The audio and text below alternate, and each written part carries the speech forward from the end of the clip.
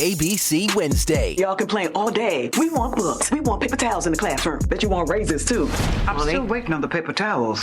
Abbott Elementary returns with the new season. We asked the district for more after-school programs. They gave us $50 for class pets instead. Critics cheer. Abbott Elementary continues to be one of the funniest and most beloved shows on TV. What y'all doing out there? Taking bribes. Proud of y'all. Abbott Elementary. Season premiere Wednesday, 9:30, 8:30 Central on ABC and stream on Hulu.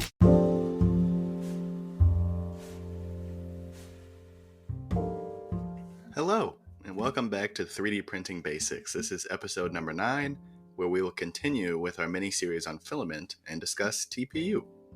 In my opinion, TPU is the last of the main 3 filaments that I believe every beginner should get familiar with. The other 2, of course, being PETG and PLA, which I've already made episodes about. Before we get into it, I would like to ask if you would please follow and rate my podcast. Rating it 5 stars helps me get shown to more people and also lets a streaming platform know that I'm doing a good job. Please send me an email if you have any comments or questions. My email is down in the show notes. There is also a support link down there where you can support this podcast with a small monthly donation if you so choose. Any and all support is welcome and very much appreciated. With that being said, let's get into TPU. First, I wanted to touch on why I think it belongs in the 3 main filaments that any beginner should get used to printing. The 3 that I mentioned, PLA, PETG, and TPU, all have different properties and are used for different applications. PLA is used for mainly decorative pieces that aren't bearing any load or strain. PETG can be used for industrial settings but doesn't offer much impact resistance. TPU can be used for just about anything, as it can withstand high temperatures and hold up to impacts very, very well. All 3 of these filaments can be printed on basic, open chamber 3D printers that most of us beginners start out with. They are pretty easy to print and are also cheap to get a hold of.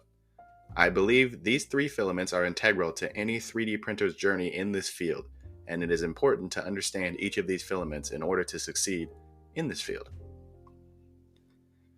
Okay, now let's get into some properties of TPU. Thermoplastic polyurethane is its official name, and its main property that sets it apart from other filaments is its flexibility and similarity to rubber after being printed. TPU is among one of the most flexible filaments out there.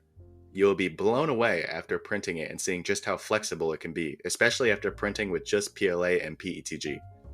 This flexibility makes it very, very wear resistant, and it is very unlikely to tear or deform. It can even stretch up to 5 times its original shape before failing. It is impact and abrasion resistant, so you can drop TPU prints from just about any distance within reason, and it will hold up.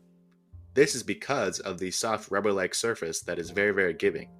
It is also resistant to chemicals and can withstand being in ambient temperatures of up to 80 degrees Celsius. That's 176 degrees Fahrenheit, so prints made out of TPU can definitely hold up outside. This is one extremely tough filament, and all of these wear-resistant properties make it ideal for industrial applications. Another thing I wanted to discuss is the shore hardness of TPU. Shore hardness plays a big factor in flexible filaments, and TPU is no exception. Shore hardness, by definition, is the measurement of how resistant a certain material is to being dented. In other words, if I compress my finger on a material and leave a dent in it, that material has a high shore hardness. If I press on a material and once I lift my finger, it goes back and retains the shape that it had, that material has a low shore hardness. There are a few different scales that are used to measure this factor, but the one most commonly used in 3D printing is Shore A, which is a scale that goes from 0 to 100, with 0 being the softest or most indent resistant, and 100 being the hardest. So, if you have a TPU that has a shore hardness of 95A, that is going to be among the harder filaments that are less dent resistant. If you get one that has a shore hardness of 45A, that is going to be really soft and very good at retaining its shape. To give you kind of a default factor, a shore hardness of 70A is equal to that of a car tire. Also, the lower a number you go, that typically means the harder it will be to print. 85A will be harder to print than 95A, 75A harder than 85A, and so on down the line. Now, let's talk about what goes into printing with TPU. It is definitely the most difficult to print with out of the 3 filaments that I've gone over. First and foremost, you need a direct drive extruder. TPU will not work if you have a Bowden style system where the gear that pushes the filament into the nozzle is far away. Because this material is so flexible, the gear needs to be as close to the nozzle as it can possibly be. If you have a Bowden system, do not print TPU. It will easily jam and clog the filament, and you are very unlikely to get any successful prints. If you have a direct drive extruder, TPU prints at a range of 220 to 250 degrees Celsius, with the bed temperature staying at 60 degrees Celsius, and it definitely cannot go over that number. It can go a little under, but definitely cannot go over. The first layer adhesion to the bed is absolutely fantastic, the best out of any material I've ever worked with. However, I would not recommend using a smooth print bed.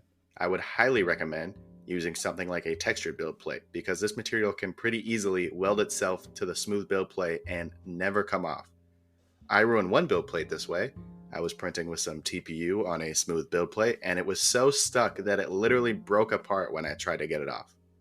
However, if you use textured build plates, it's actually really nice not having to worry about corners popping up or the whole print delaminating from the build plate. It definitely takes some more effort to get it off of the build plate compared to PLA or PETG, but at least we can get it off of a textured plate, whereas we would never get it off of a smooth build plate. When it comes to printing with an enclosure, I would say TPU is right in the middle. In my experience, it doesn't seem to benefit one way or the other from printing in an enclosed chamber versus an open one. The main thing I would say is that if you are printing with an open printer, make sure it is in a somewhat temperature-controlled environment like a house or an office. Just something that doesn't have crazy fluctuations in temperature should be enough to print TPU well. Another thing I wanted to point out was the speed at which you are printing this filament. TPU needs to be printed extremely slow. Even on the fast printers like the Bamboo Labs printers, I would not recommend going any higher than 100 millimeters per second print speed. This is again due to the flexibility of the filament. If you are printing at fast speeds, then you are also trying to force a lot of filament through the nozzle very quickly.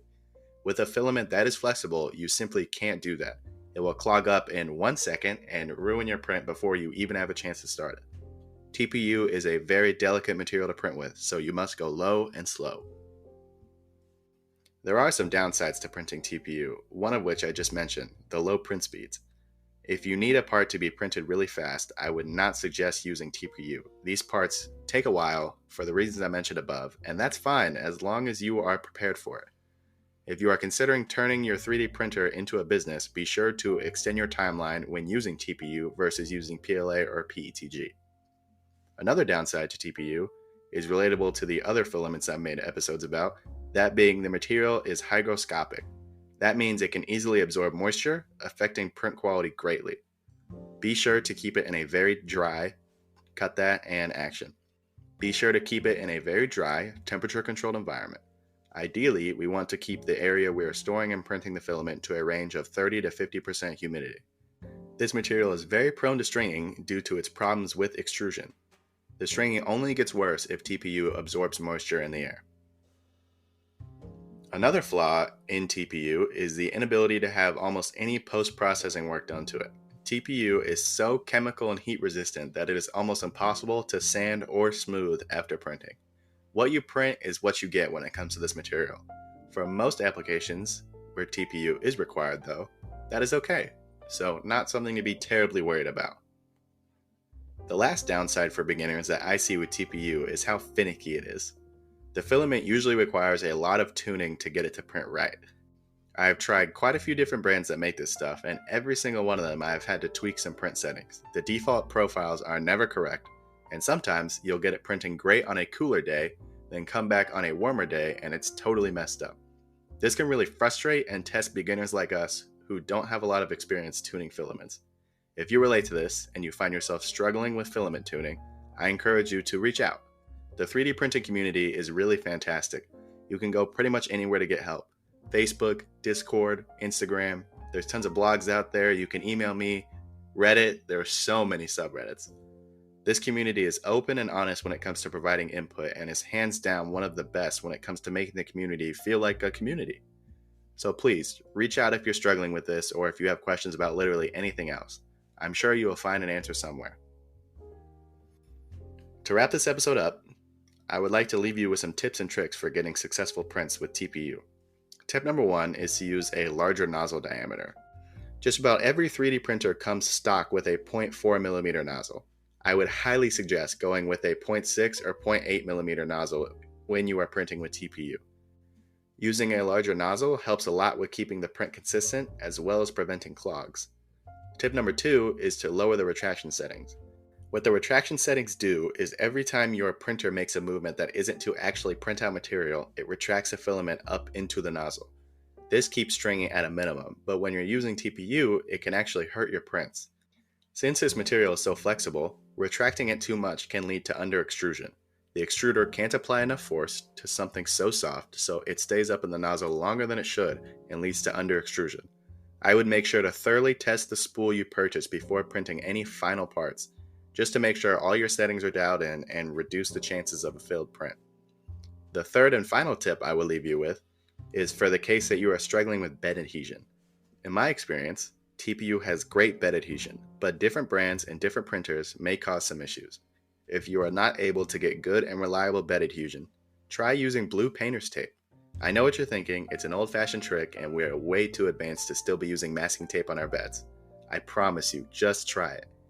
If you can't get TPU to adhere to the bed for the life of you, use some painter's tape. It might just save your print. Okay, that just about does it for this episode of 3D Printing Basics. I hope you were able to learn something about TPU and how it can be a great filament for us beginners. I think this will probably be the last episode about filament, at least in a row. I will 100% come back to this mini-series at one point, but for now, I think I will move on to something else. If you like this episode, please follow and rate my podcast. My support link is in the show notes. If you have any ideas on what you think I should talk about next, please email me. Thank you, and I'll talk to you next time.